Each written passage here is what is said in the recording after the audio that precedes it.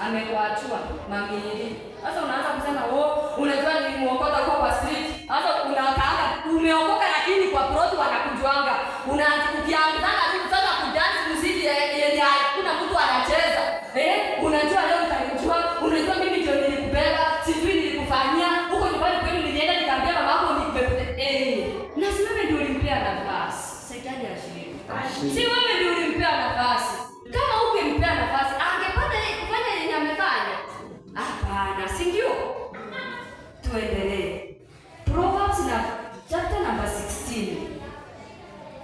Proverbs 16 verse number 24. Proverbs 16 verse 24. Inasema, pleasant words are like a honeycomb, sweetness to the soul and health to the bones. Mtu mwenye anaweza kuwa na Biblia ya Kiswahili atusome Proverbs 16 verse number 24. Kuna mtu aliye na Biblia ya Kiswahili? Nasema hivi.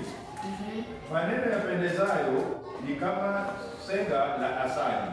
Ni tamu nafsini na afya mfani. Na hope kila mtu anasikia. Maneno. Hata niyaite maneno matamu. Bwana Yesu asifiwe. Amen. Maneno matamu ni kama zega ya asali. Bwana Yesu asifiwe. Wengine wengi hapa tunajua asali, si ndio?